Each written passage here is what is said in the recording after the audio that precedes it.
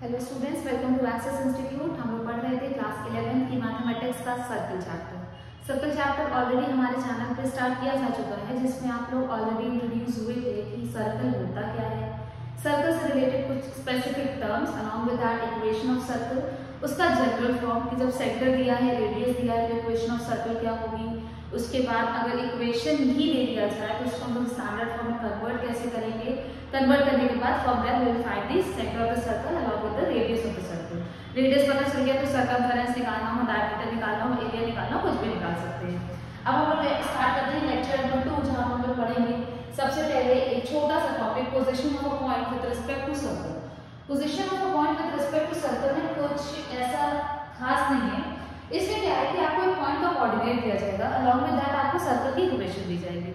ठीक है, आपको बताना है whether that point lie inside the circle, on the circle और आउटसाइड द सर्कल। ठीक है, मान लेते हैं कि हमारे पास एक सर्कल है, x माइनस एक्स का whole square plus y minus k का whole square is equal to r square. ये तो आपको अभी तक याद ही होगा, ये होती है हमारी स्टैंडर्ड इक्वेशन ऑफ सर्कल। ठीक है, ये सर्कल रहेगा, इसका सेंटर होगा हमारा h, k और सर्कल का रेडियस होगा। ठीक है, अब हमारे पास एक पॉइंट दिया जाता है, there is a point P। ठीक है, P का कोऑर्डिनेट है a, b। अब ये पॉइंट P, ये it lies inside the circle, outside the circle और ऑन द सर्कल। तो इसको हम लोग कैसे वेरीफाई करेंगे? सबसे पहले केस नंबर 1। केस नंबर 1 है कि point P lies on the circle. अगर point P on the circle lie करेगा तो आपके हिसाब से क्या होना चाहिए? If point P lies on the circle, that means ये हमारे पास ये सर्कल है, ये इसका सेंटर है h, k और ये पॉइंट है हमारा P, राइट। तो कुल मिला के अगर हम लोग सेंटर ऑफ द सर्कल और पॉइंट के बीच में डिस्टेंस निकालें और अगर वो डिस्टेंस रेडियस के बराबर आ जाता है तो यहाँ से हम लोग कंक्लूड कर सकते हैं कि P lies on the circle. खत्म। आपको क्या करना है, जो आपका गिवन पॉइंट है उसका सेंटर ऑफ द सर्कल से डिस्टेंस निकालना है, and if that distance is equal to the radius of the circle, that means जो पॉइंट है वो हमारा कहाँ लाई कर रहा है, ऑन द सर्कल लाई कर रहा है। ठीक है, यहाँ तक ये चीज क्लियर है। सेकंड केस को मूव करते हैं। सेकंड केस क्या है हमारा कि पॉइंट जो है हमारा वो कहाँ लाई करेगा, inside the circle. Point P lies inside the circle, point P lies inside the circle।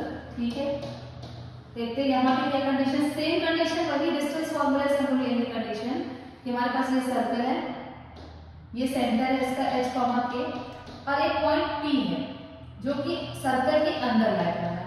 Same चीज अगर हम लोग सेंटर ऑफ द सर्कल और पॉइंट के बीच में डिस्टेंस निकालें and that distance is less than the radius of the circle, तो यह क्या कंक्लूड करेगा, ये कंक्लूड करेगा कि point P lies inside the circle. कहाँ पॉइंट P कहाँ लाई कर रहा है, इनसाइड द सर्कल। जाहिर सी बात है कि अगर कोई पॉइंट सर्कल के अंदर लाई कर रहा है तो उसका सेंटर ऑफ द सर्कल से जो डिस्टेंस होगा वो रेडियस से हमेशा कम होना चाहिए। ठीक, केस 3 है हमारा। अच्छा, अब केस 3 तो आपको समझ में आ ही गया होगा। Case 3 is point P lies outside the circle, point P lies outside the circle. अगर हम इसकी कंडीशन देखें तो अगर कोई पॉइंट सर्कल से बाहर है तो सर्कल के सेंटर से उस पॉइंट का जो डिस्टेंस होगा it will be greater than radius. और अगर ऐसी कंडीशन ये फुलफिल करता है तो हम लोग कह सकते हैं कि point P lies outside the circle.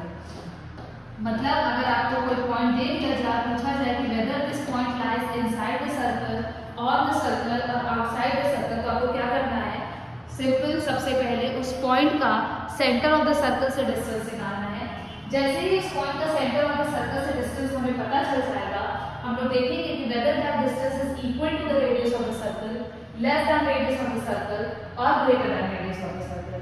और अकॉर्डिंगली जो भी कंडीशन ये फुलफिल करेगा, जो बॉक्स फिटिंग कंडीशन लिखी है, from there we can conclude कि whether point P lies outside the circle, inside the circle और ऑन द सर्कल। ठीक है, इससे रिलेटेड एक क्वेश्चन करते हैं, उसके बाद कुछ अलग तरह के ट्रिकी क्वेश्चंस करेंगे हम लोग और फिर हम नेक्स्ट टॉपिक पे मूव करेंगे। स्टार्ट करते हैं क्वेश्चन करना। Does the point lies inside the circle, outside the circle? ठीक है, हमारे पास इक्वेशन ऑफ सर्कल दी हुई है। Equation of circle is x square plus y square is equal to 25। इसको अगर हम लोग स्टैंडर्ड इक्वेशन से कंपेयर करें, या स्टैंडर्ड इक्वेशन हमारी क्या थी? Standard equation was x minus h का whole square plus y minus k का whole square is equal to r square. तो यहाँ से अगर हम लोग देखें कि ये किसका फॉर्म ले रहा है, हम लोग इस पूरी इक्वेशन को ले सकते हैं x माइनस 0 का whole square plus y minus 0 का whole square is equal to 5 square लिख सकते हैं। Comparing the given equation with the standard equation, यहाँ से हम लोग कंक्लूड कर सकते हैं कि centre of the circle is 0, 0 and radius of the circle is 5 units है। ठीक है, सेंटर पता चल गया सर्कल का और रेडियस पता चल गया। हमें क्या बताना है कि वेदर दिस पॉइंट -2.5 और 3.5 लाइज इनसाइड द सर्कल और आउटसाइड द सर्कल। तो हमें CP निकालना होगा। CP विल बी ओरिजिन से इसका डिस्टेंस, मतलब -2.5 माइनस 0 का होल स्क्वायर प्लस 3.5 माइनस 0 का होल स्क्वायर, और यहाँ से आपको क्या मिलेगा? ये 2.5 का होल स्क्वायर प्लस 3.5 का होल स्क्वायर। ये जो भी CP डिस्टेंस कैलकुलेट करके आए without wasting much of your time, ये जो भी डिस्टेंस कैलकुलेट करके आएगा हम लोग चेक करेंगे कि whether the distance is equal to r और this distance CP is less than r और this distance CP is greater than r। Accordingly जो भी कंडीशन ये फुलफिल करेगा उस हिसाब से हम लोग कंक्लूड कर पाएंगे कि P point lies inside the circle, outside the circle और द सर्कल। फाइन। इस तरह के क्वेश्चन बहुत ही सिंपल होते हैं, सिर्फ आपको छोटी सी कंडीशन याद रखनी है, और ये कंडीशन तो देखने से भी पता चल जाती है कि रेडियस के बराबर आएगा कि कम की ज्यादा आएगा। अब हम लोग कुछ अलग तरह के क्वेश्चन करते हैं जहां पर हम लोग कुछ नया लॉजिक यूज नहीं करेंगे, बट क्वेश्चंस थोड़े से ट्रिकी होंगे, राइट? चलिए देखते हैं। जैसे यहाँ पे अभी तक क्या था कि इक्वेशन ऑफ सर्कल निकालने में आपको सेंटर ऑफ द सर्कल दे दिया जाता था, रेडियस ऑफ द सर्कल दे दिया जाएगा या डायमीटर दे दिया जाता था, तो आप लोग सेंटर और रेडियस निकाल के इक्वेशन निकाल लेते थे। आपको स्टैंडर्ड फॉर्म दे दिया जाता था, हम लोग उससे निकाल लेते थे। ठीक है, अब यहाँ पे क्या है? यहाँ पे बोला है कि we have to find the equation of circle passing through 3 points. ठीक है, हमारे पास एक सर्कल है, the circle is passing through 3 distinct points. एक पॉइंट इस पे ये है P, मान लेते 5,7, दूसरा पॉइंट इस पे Q है 8,1 और तीसरा पॉइंट इस पे R है 1,3। अब हो सकता है कि जरूरी नहीं है कि ऐसा कि ये एंड पॉइंट्स हों या हम मिड पॉइंट निकाल ले तो यहाँ से हमको सेंटर पता चल जाए, ऐसा कोई लॉजिक है ये दिया तो है। ठीक है, हम लोग आगे देखते हैं क्या कर सकते हैं। हमारे पास एक स्टैंडर्ड इक्वेशन है सर्कल की। सर्कल की standard equation was x square plus y square plus 2gx plus 2fy plus c is equal to 0। ये इक्वेशन हम लोगों ने लास्ट लेक्चर में कवर किया था। तो this is the standard equation of circle. अगर हम मान लें कि हमारा जो सर्कल है, जो रिक्वायर्ड सर्कल है, वो ये इक्वेशन इसको रिप्रेजेंट कर रही है, तो this equation must satisfy all these points, क्योंकि ये सर्कल की इक्वेशन है और सर्कल एक पॉइंट से पास कर रहा है। तो अगर इस पॉइंट 5,7 को इस पे पुट करें तो यहाँ से आपको क्या मिलेगा? 25 plus 47 49 plus 10g plus 14f plus c is equal to 0 मिलेगा। तो यहाँ से हमें इक्वेशन मिली 10g plus 14f plus c is equal टू -74। इक्वेशन नंबर 1 मिली। सिमिलरली ये जो गिवन इक्वेशन ऑफ सर्कल है हमारी, जो स्टैंडर्ड इक्वेशन है, वो 8,1 को भी सैटिस्फाई करेगी। तो अगर हम लोग इस इक्वेशन में 8,1 को पुट करें, इस इक्वेशन में अगर हम लोग 8,1 को सब्स्टिट्यूट करें तो वहां से हमको मिलेगा 64 plus 1 plus 16x plus 2f plus c is equal to 0, और इक्वेशन आ जाएगी हमारे पास 16g plus 2f plus c is equal to -65। Equation number 2। दो इक्वेशन में भी अननोन कितने, अगर हमको GFC की वैल्यू पता चल जाए तो हम लोग GFC की वैल्यू इसको पुट कर देंगे and from there we will get the equation of the circle. ऐसा ही होगा। ठीक है, अब अगर हम लोग को ऐसा ही करना है तो हम लोग क्या करेंगे? यहाँ पे इतना हो गया, थर्ड पॉइंट इसको सैटिस्फाई करना चाहिए। जाहिर सी बात है कि 1,3 भी तो इक्वेशन ऑफ सर्कल में ही लाई करता है, तो अगर हमारा 1,3 इस पे लाई करेगा तो हम लोगों को इक्वेशन क्या मिलेगी? डायरेक्टली लिखते हैं 1 plus 9 that comes to 10 plus 2g plus 6y 6f plus c is equal to 0।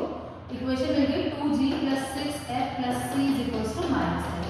अब देखिए हमारे पास 3 अननोन है इतने कैपेबल आप लोग हैं कि you can solve these three equation and find the value of g f and c. जैसे ही हमको जी एफ सी की वैल्यू मिलेगी, इस गिवन इक्वेशन जैसे स्टैंडर्ड इक्वेशन में अगर हम लोग जी एफ सी की वैल्यू सब्स्टिट्यूट कर देंगे तो हम लोगों को क्या बच जाएगा, इक्वेशन ऑफ द सर्कल। ठीक है, तो इतना आप लोग खुद से कर सकते हैं। आगे बढ़ते हैं, जो इसका सेकंड पार्ट ऑफ क्वेश्चन है वो आपको खुद से करना है। Just note it down, take a screenshot. तो आपको कुल मिला के स्टैंडर्ड इक्वेशन ऑफ सर्कल लिखना है। 3 पॉइंट तो आपको दिया ही रहेगा। आपको 3 पॉइंट दिया, आप बारी बारी से क्या करिए, हर एक पॉइंट को इक्वेशन ऑफ द सर्कल में सैटिस्फाई कराइए। वहां से 3 अननोन्स के टर्म में जी एफ सी, 3 अननोन के टर्म में आप इक्वेशन बनाइए, तीनों को सॉल्व करिए and find the value of all the unknowns g f and सी।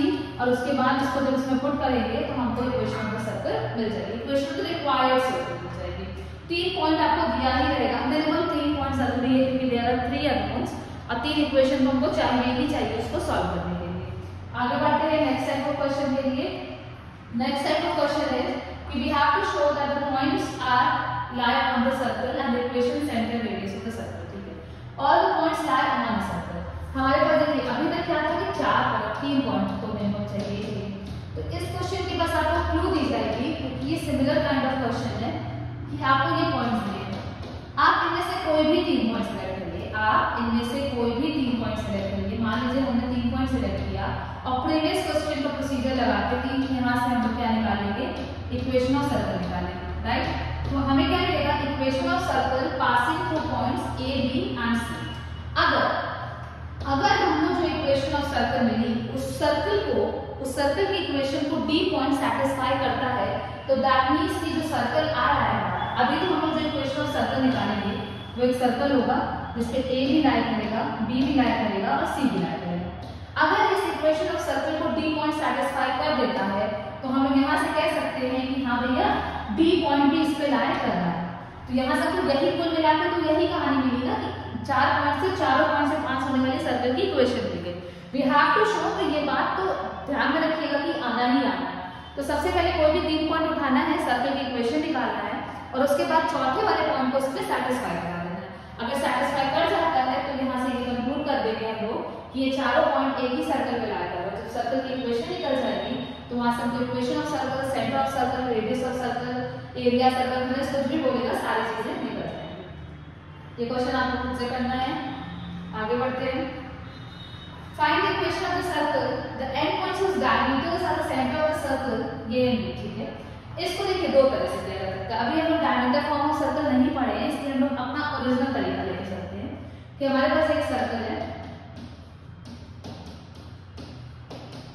ठीक है, और दूसरा सर्कल ये है x² + y² -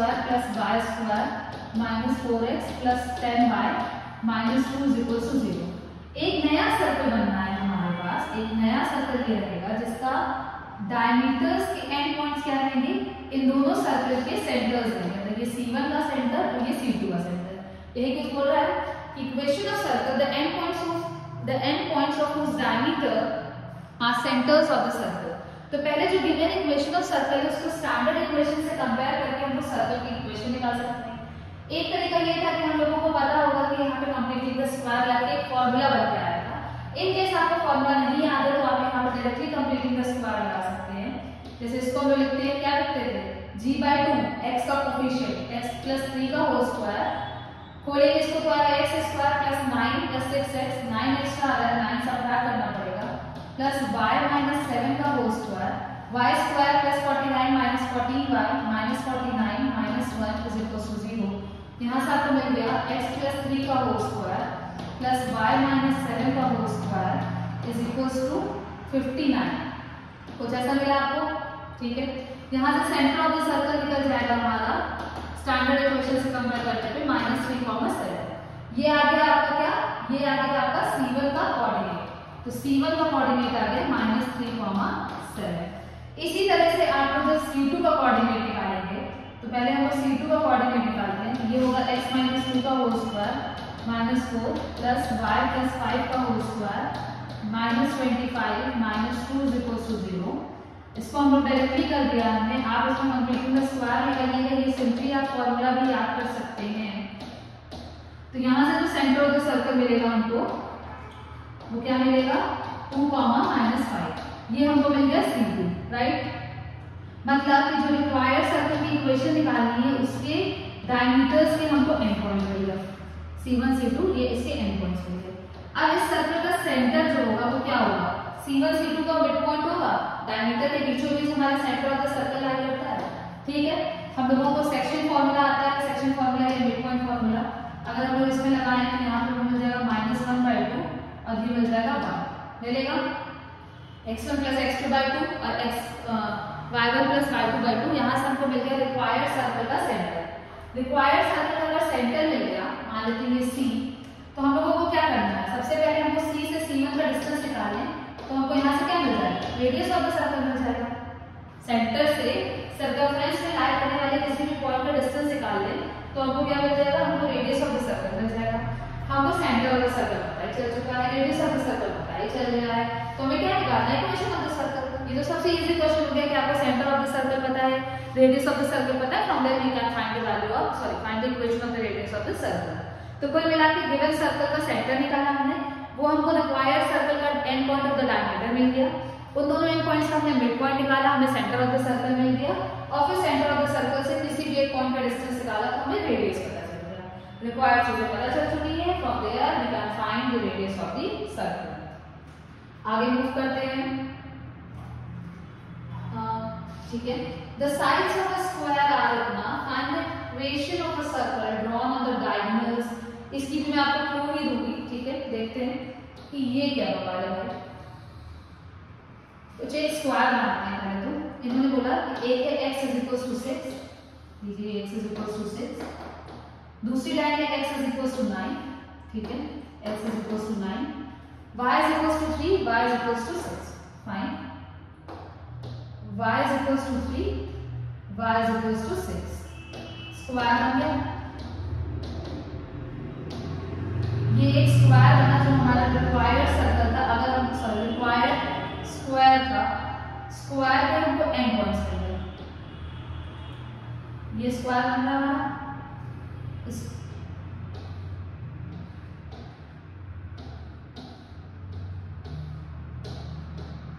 अब अगर आपसे बोला जाए कि आपको सारे एंड पॉइंट्स के कोऑर्डिनेट्स लिखने हैं, स्क्वायर के वर्टिसेस के कोऑर्डिनेट्स लिखने हैं, तो D पॉइंट का x तो 6 है, y 3 है, इसका C पॉइंट का x 9 है, y 3 है, इसका x 9 है, y 6 है, इसका x 6 है, y 6 है। ये हो गया हमारा। अब इन्होंने बोला कि the side of the square दिया था। ठीक है, हमने स्क्वायर के वर्टिसेस के कोऑर्डिनेट्स भी निकाल लिए।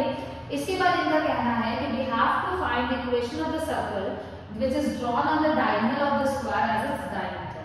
ठीक है, एक सर्कल ड्रॉ करना है हमको, एक सर्कल ड्रॉ करना है हमें,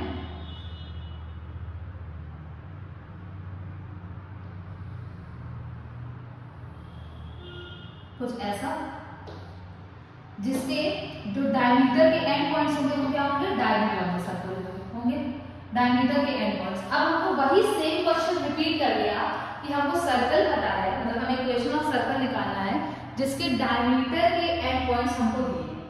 ठीक है, हमें डायमीटर के एंड पॉइंट्स दिए हैं। अच्छा, बात ये है कि थोड़ा सा ये डायग्राम में दिक्कत बन गई, दिखेगा शायद आपको येलो कलर की वजह से। ये हो गया। अब हमको कुल मिला के एक ऐसा फिगर देखें तो हमारे पास एक ये है, इसके दो डायमीटर्स हैं जिसकी हमें एंड पॉइंट्स दिया। अगर हम लोग एक भी कंसीडर करें कि ये 6,6 है और ये 9,3 है, तो हम लोग इनका मिड पॉइंट निकालें तो हमें सेंटर ऑफ द सर्कल पता चल जाएगा। सेंटर ऑफ द सर्कल हमें पता चल जाएगा 15/2, 9/2 पता चल जाएगा मिड पॉइंट फार्मूला से। सेंटर ऑफ द सर्कल पता चल गया, सेंटर ऑफ द सर्कल से किसी भी एक पॉइंट का अगर हम डिस्टेंस निकाल लें तो हमें रेडियस ऑफ द सर्कल पता चल जाएगा। और सिमिलरली फिर हम लोग वैसे ही प्रोसीड करेंगे कि हमको रेडियस ऑफ द सर्कल पता है, हमको सेंटर ऑफ द सर्कल पता है, तो from there we can find the equation of the circle. हो गया हमारा काम आसान, हो गया आसान काम हमारा। ठीक है, हमें सेंटर मतलब कुल मिलाकर हमने स्क्वायर बनाया, स्क्वायर पे वर्टिसेस लिख लिए, वर्टिसेस से कोऑर्डिनेट्स लिख लिए, क्योंकि हमको डायगोनल जो डायगोनल है हमारा स्क्वायर का वो and points of the diameter है, तो अनलेस एंड अनटिल हमको कोऑर्डिनेट पता नहीं चलेगा तब तक हम लोग सेंटर नहीं निकाल सकते मिड पॉइंट फॉर्मूला लगा के। जब हमको सेंटर ऑफ द सर्कल पता चल गया, हम लोग रेडियस निकालेंगे, रेडियस निकालने के बाद हम लोग इक्वेशन ऑफ द सर्कल निकाल लेंगे। ये सारी चीजें आपको खुद से कंप्लीट करनी है। Find the equation of the circle whose radius is 4 and it touches x axis and y axis. अब देखिए ऐसे क्वेश्चन में क्या होता है कि अनलेस एंड अनटिल आप डायग्राम नहीं बनाएंगे आपको चीजें क्लियर नहीं होंगी। तो चलिए हम डायग्राम बना लेते हैं। ये एक सर्कल है, it is touching both the axis, circle बन रहा है। खैर अज्यूम कर लीजिए, मैथ्स के स्टूडेंट हैं आप लोग, हम लोग अजम्पशन पे चलते हैं। अज्यूम कर लेते हैं कि ये एक सर्कल है, it is touching both the axis A and B, ठीक है। और उसके बाद क्या हो रहा है कि it has radius of 4 units, touch कर रहा है तो जाहिर सी बात है कि ये इसका सेंटर होगा। ये 4 यूनिट्स है, ये 4 यूनिट्स है रेडियस। तो क्या आप बता सकते हैं यहाँ से कि सी का कोऑर्डिनेट क्या होगा? अरे भैया सी का कोऑर्डिनेट यही होगा ना, ये डिस्टेंस 4 है तो x 4 हो गया और ये डिस्टेंस भी 4 है तो y भी 4 हो गया। तो कुल मिला के हमको सेंटर ऑफ द सर्कल पता चल गया 4, 4, रेडियस दिया ही हुआ है आपको 4, and from here we can find the equation of the circle with centre 4, 4 and radius 4। ये कंडीशन होती है कि दोनों चीजें इक्वल आती है। कब आती है इक्वल? जब हमारा सब कुछ मतलब circle is touching both the axis. अगर बोथ एक्सिस को टच नहीं करता तो उसके लिए दूसरी कंडीशन आती है। अगर कंडीशन याद हो जाती है तो व्हेन एंड एल्स को यहाँ पर डायग्राम बनाने के बाद आपको चीजें खुद से क्लियर हो जाएंगी। अगला क्वेश्चन है, इसका फटाफट से स्क्रीनशॉट लीजिए। ये भी सेम क्वेश्चन है, बस 4 की जगह पे ये कर दिया है, बट आप लोग कर दीजिएगा because practice, maths is all about practice. अगर आप लोग एक तरह के 10 क्वेश्चन करेंगे तो एग्जाम में समझने में बहुत ही आसान होगी। अगले क्वेश्चन मूव करते हैं, कुछ डिफरेंट टाइप ऑफ क्वेश्चन कि we have to find the equation of the circle which is concentric with the circle and whose radius is n। ठीक है, मतलब हमारे पास एक सर्कल है, इससे कंसेंट्रिक है। अच्छा इसको बनाते हैं, पता नहीं अंदर है बाहर है नहीं पता। एक सर्कल है जिसका सेंटर अगर हमको पता चल जाए तो उसका रेडियस है 2√5 यूनिट और हमको ये सर्कल की इक्वेशन निकालनी है। गिवन सर्कल और जो रिक्वायर्ड सर्कल है वो दोनों सर्कल कैसे हैं? कंसेंट्रिक है। कंसेंट्रिक सर्कल का मतलब क्या होता है? What is the meaning of concentric circle? पढ़ा होगा आप लोगों ने 9th 10th में। कंसेंट्रिक सर्कल का मतलब, कंसेंट्रिक मतलब सर्कल का सेंटर कॉन्साइड कर रहा है। मतलब बहुत सारे सर्कल्स होंगे जिनका सेंटर सेम होगा, सर्कल्स विद सेम सेंटर या कॉन्साइडिंग सर्कल सेंटर। तो हम लोग अगर ये गिवन सर्कल का सेंटर निकाल लें तो हमको रिक्वायर्ड सर्कल का सेंटर पता चल जाएगा और रेडियस दिया है, ये इक्वेशन ऑफ द सर्कल निकालने में कोई दिक्कत नहीं होगी। चलिए निकालते हैं। 2x square plus 2y square plus 3x minus 4y plus 5 is equal to 0। सबसे पहली चीज कि x और y के कोएफिशिएंट्स को हम लोग मान कर लेते हैं। वो थोड़ा सा मतलब आंसर में कोई फर्क नहीं पड़ेगा लेकिन थोड़ा सा चीजें आसान हो जाती हैं, दिखने में अच्छा लगता है। तो इसको हम लोग अगर पूरी इक्वेशन को 2 से डिवाइड करते हैं तो हम लोग क्या मिलेगा?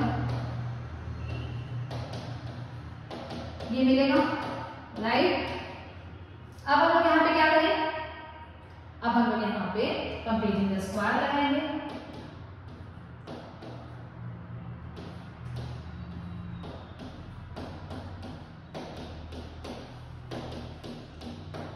तो यहाँ से आपको अगर हम लोग आगे से प्रोसीड ना भी करें, मतलब सारे कांस्टेंट हमको राइट साइड ना भी शिफ्ट करें, तो यहाँ से हमको पता चल गया कि centre of the circle is what? एक तो ये है इसका कोऑर्डिनेट और एक दिया गया है। तो सेंटर ऑफ द सर्कल आपको मिल गया -3/4, 1 मिल गया। यहीं से मिल जाता है, यहाँ से कैसे मिलता? Centre of the circle -g, -f होता है centre of the circle.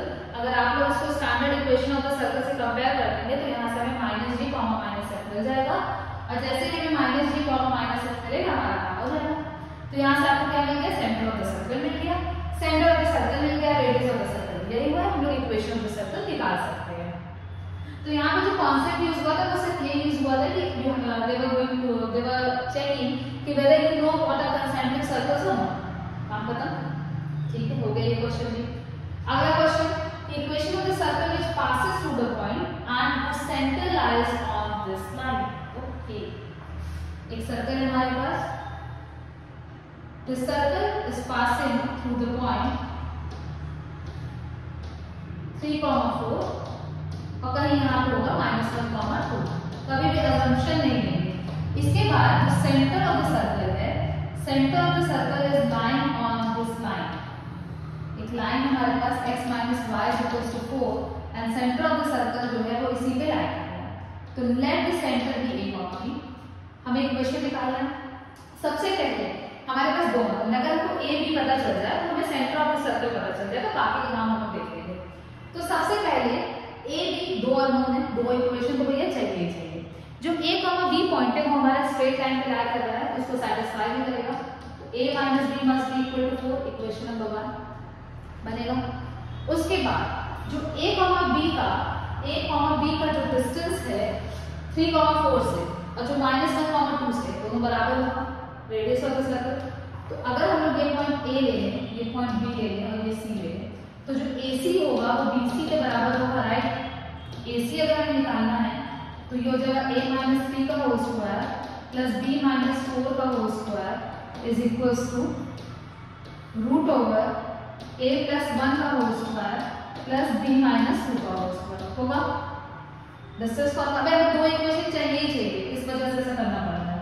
a square plus 9 minus 6a plus b square plus 16 minus 8b is equals to a square plus 1 plus 2a plus b square plus 4 minus 4b।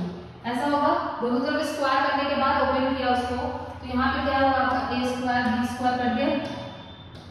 इसके बाद सारे terms को एक तरफ shift कर लें, ये 8a plus 4b is equals to 16 9 25 25 minus 5 that comes to 20। तो यहाँ से आपको मिल गया 8a plus 4b is equals to 20, मतलब कि कुल मिला के 2a plus b is equals to 5। Equation number 2। Equation number 1 और इक्वेशन नंबर 2 को अगर हम लोग सॉल्व कर ले तो यहाँ से हमको a b की वैल्यू पता चल जाएगी। जब हमको a b की वैल्यू पता चल जाएगी तो कुल मिला के हमको क्या पता चल गया, हमको पता चल गया सेंटर ऑफ द सर्कल। अब अगर हमको सेंटर ऑफ द सर्कल पता चल गया है, ये हो गया हमारा नॉन क्वाड्रेटिक नोन, ठीक है। अब अगर हम लोग c का b से डिस्टेंस निकाले तो हमको रेडियस भी पता चल जाएगा। अब जब हमें रेडियस ऑफ द सर्कल पता चल गया, सेंटर ऑफ द सर्कल पता ही है, तो यहाँ से हम लोग क्या निकाल सकते हैं, यहाँ से हम लोग इक्वेशन ऑफ द सर्कल निकाल सकते हैं। हो गया काम आसान। तो कुछ ऐसे बेसिक कॉन्सेप्ट जो स्ट्रेट लाइन के हैं कि हमने पॉइंट ले लिया, वो पॉइंट लाइन को सेटिस्फाई करेगा, एक इक्वेशन बन गई, दूसरी इक्वेशन बनाने के लिए हम लोगों ने रेडियस को इक्वल कर दिया। ये सारी बेसिक चीजें यूज हो रही है। फॉर्मूला देख लीजिए, हम लोग कुछ भी अलग से यूज नहीं होता है, ठीक है। ये हो गया हमारा क्वेश्चन। एक छोटा सा topic, diameter form of a circle. Diameter form of a circle मतलब अभी हम लोगों ने क्वेश्चन लिया था कि हमारे पास एक सर्कल की equation, we have to find the circle equation, equation of the circle. जब हमको सर्कल के एंड पॉइंट्स, डायमीटर के एंड पॉइंट्स दिए थे, मतलब हमें ये कुछ इसके कोऑर्डिनेट्स दिए थे, तो हम लोग क्या करते थे, पहले मिड पॉइंट फार्मूला लगाते थे, फिर हम लोग सेंटर ऑफ द सर्कल निकालते थे, फिर सेंटर ऑफ द सर्कल से किसी भी एक पॉइंट का डिस्टेंस निकालते थे और हमको रेडियस ऑफ द सर्कल पता चल जाता था, फिर हम लोग सर्कल की इक्वेशन निकाल लेते थे। लेकिन to make things easier for you, से इजियर और टफ कि नया फार्मूला आ गया वो दिक्कत करेगा, तो अगर हमारे पास हमें and points of the diameter दिया हुआ है, तो हम लोगों के लिए अगर and points of the diameter है x1 y1 and x2 y2, मतलब हमारे पास एक सर्कल है, ये इसका डायमीटर है, इसके दोनों कोऑर्डिनेट्स दिए हैं x1, y1 और ये b पॉइंट दिया है x2, y2। तो हम लोगों को अगर and points of the diameter दिया है तो equation of the circle will be x minus x1 into x minus x2 plus y minus y1 into y minus y2 is equals to 0। मतलब कि अगर हमको and points of the diameter of the circle दिया है तो हम लोग directly formula ये लगा सकते हैं। अगर आपको फार्मूला नहीं याद रहता है तो हम लोग क्या करेंगे, तब हम लोग उस केस में मिड पॉइंट फार्मूला लगा के सेंटर ऑफ द सर्कल निकालेंगे, और जब हमको सेंटर ऑफ द सर्कल पता चल जाएगा तो वहां से हम लोग रेडियस ऑफ द सर्कल निकाल के इक्वेशन निकालेंगे। तो ये फार्मूला आपको याद रख लेना पड़ेगा, क्योंकि कभी-कभी स्कूल एग्जाम में क्या बोलता है, find the diameter form of the circle, तब आपको यही फार्मूला याद करना पड़ेगा। अनलेस और जब अगर नहीं बोलता है तो फिर तो हमारे पास ऑप्शन ही ऑप्शन है। तो फटाफट से इसको नोट डाउन कर लीजिए, आगे बढ़ते हैं, इसका एक क्वेश्चन देखते हैं, क्लियर हो जाएगा। Find the diameter form of the circle. देखिए इस क्वेश्चन में बोल दिया है कि we have to find the diameter form of the circle, the coordinates of the end points of whose diameter are given. ठीक है, एक सर्कल है हमारे पास, उसका डायमीटर है, उस पे सेंटर होगा, डायमीटर के एंड पॉइंट्स हैं, a है हमारा -1, 2, b है हमारा 4, -3। तो क्या कोऑर्डिनेट्स दिए जाते थे, ये हो गया हमारा x1, y1 और ये हो गया हमारा x2, y2। Diameter form of the circle अगर अब तक आपने नोट कर लिया होगा तो आप लोग अपने कॉपी में अगर चेक करें, it was x minus x1 into x minus x2 plus y minus y1 into y minus y2 is equals to 0। हम लोग यहाँ पे वैल्यू पुट करते हैं, x1 की जगह पे -1 है, it will be x plus 1 x minus 4 plus y minus 2 y minus plus 3 equal to 0। Multiply कर रहे हैं, x square plus x minus 4x minus 3x minus 4 plus y square plus y minus 6 is equal to 0। यहाँ से हम लेते हैं x square plus y square minus 3x minus y plus y minus 10 is equal to 0। This is the required equation of the circle जो हमको चाह रही थी। तो यहाँ पे ऐसे भी निकल सकता है सिंपली फॉर्मूला। सिंपली फॉर्मूला लगाने से क्या होता है, कैलकुलेशन वगैरह थोड़ी कम हो जाती है कि आपको पहले मिड पॉइंट फॉर्मूला नहीं लगाना पड़ा, डिस्टेंस फॉर्मूला नहीं लगाना पड़ा, आपको सिंपली कोऑर्डिनेट्स को उठाया, इक्वेशन इनपुट कर दिया, यहाँ से आपको मिल गई diameter form of the circle. एक आंसर कोई फर्क नहीं पड़ेगा, इसको आप लोग वैसे भी ट्राई करिएगा कि सेक्शन फॉर्मूला लगा के मिड पॉइंट निकालिए, फिर डिस्टेंस फॉर्मूला लगा के रेडियस निकालिए, आंसर को कोई फर्क नहीं पड़ेगा। तो this was diameter form of the circle. यहाँ पे क्वेश्चन और है, आपको देखिए diameter form of the circle drawn on the intercepts made by the line between the coordinate axis. ठीक है, अब यहाँ पे डायमीटर फॉर्म ही निकालना है। बोला क्या है कि जो सर्कल का डायमीटर है, मतलब यहाँ पे ये लाइन दी है, ये लाइन एक्स एक्सिस को कहीं इंटरसेप्ट कर रही होगी, वाई एक्सिस को कहीं इंटरसेप्ट कर रही होगी, राइट। और यही पॉइंट, यही these points are the diameters of the equation। Circle मतलब ये सर्कल का डायमीटर है, अब लग रहा है थोड़ा बहुत डायमीटर है। तो हमें सबसे पहले क्या करना पड़ेगा, ये ए और बी पॉइंट अगर हमें पता चल जाए तो हम फॉर्मूला लगा के यहाँ से निकाल सकते हैं। तो सबसे पहले जो मोस्ट इंपॉर्टेंट चीज ये होगी कि आपको क्वेश्चन समझना पड़ेगा कि भाई वो पूछना क्या चाहता है। We have to find the diameter form of the circle drawn on the intercept made by the line as the diameter। तो जब हम लोग इंटरसेप्ट निकालेंगे तो यहाँ पे क्या रहेगा, x की वैल्यू 0 रखेंगे, y की वैल्यू कितनी आ जाएगी, 2 आ जाएगी। जब हम लोग y की वैल्यू 0 रखेंगे तो x की वैल्यू क्या आ जाएगी, 3 आ जाएगी। कुल मिला के हमको क्या दिया, सॉरी y की वैल्यू 0 रखेंगे तो x की वैल्यू 3 आ जाएगी। तो हमको कुल मिला के क्या दे दिया, वही x1 y1 x2 y2 दे दिया, और वहां से हमको फॉर्मूला लगा के equation of the circle, diameter form of the circle निकाल सकते हैं। तो दिस वाज ऑल अबाउट, ये क्वेश्चन आपको खुद से करना है, this was all about diameter form of the circle. अब एक छोटा सा टॉपिक बचा है parametric form of a circle, उसके बाद ये चैप्टर आपका कंप्लीट हो जाएगा। तो अपकमिंग लेक्चर में हम लोग parametric form of circle along with that कुछ इसी तरह के क्वेश्चंस देखेंगे, मिक्स्ड क्वेश्चंस देखेंगे, और फिर जाके आपका ये चैप्टर कंप्लीट हो जाएगा। होप सो कि वीडियो आपको पसंद आई होगी। अब टिल देन जब तक हम लोग पैरामेट्रिक फॉर्म कवर करते हैं, आप लोग क्वेश्चंस को कवर अप करिए, कंप्लीट करिए बुक को। मिलते हैं जल्दी नेक्स्ट वीडियो में। Thanks for watching the video, enjoy your day.